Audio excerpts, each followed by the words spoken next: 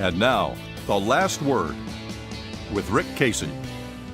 The controversy at the only Super Bowl I ever attended in 2004 had nothing to do with deflated balls. It involved singer Janet Jackson's breast. You remember the most famous wardrobe malfunction in sports history. It was when Justin Timberlake tore Jackson's dress, exposing even more of her than NFL cheerleaders show. Except to call it a malfunction is suspect. Or does Miss Jackson always wear a metal pasty or aureolic shield? I don't think so. To be honest though, I only knew about the device she used to cover her nipple from news reports. You couldn't see that detail from high up in the luxury suite of the Houston Chronicle, which I had joined a few months earlier as a columnist. Besides, I wasn't looking at the field. I was looking at the suite next to ours. There was Attorney General, now Governor Greg Abbott and his wife. There was Railroad Commissioner and Mrs. Mike Williams.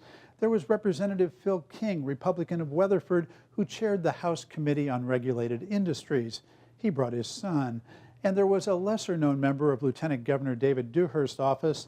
Chief of Staff Bruce Gibson was a former lobbyist for CenterPoint Energy, the big Houston company that sells electricity and natural gas to more than 5 million customers.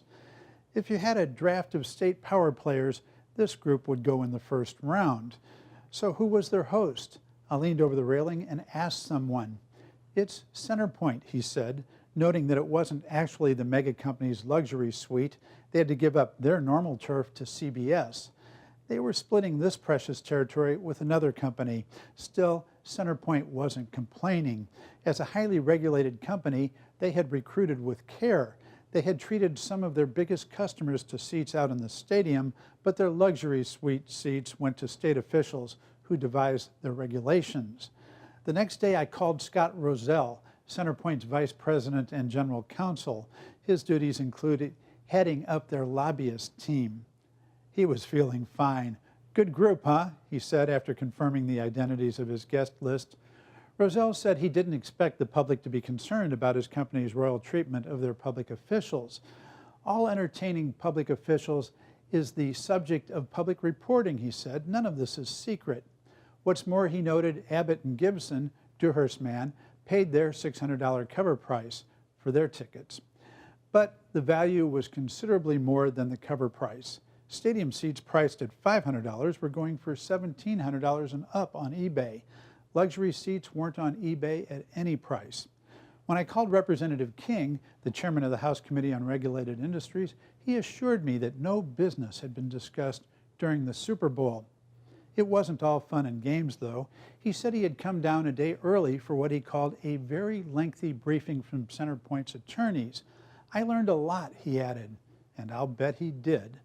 I called Tommy Smith, the Austin head of Public Citizen, a public interest group that often tangles with corporations like CenterPoint.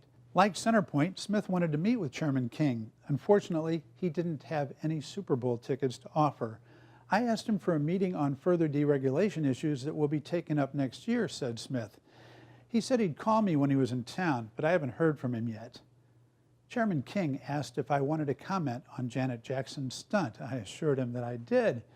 He said his son was very offended by it, as boys are, I thought. He said, I'm writing a letter to the FCC this week and asking them to take the harshest measures possible. And he added, we want to encourage morality. And that's it for Texas Week. See you next time.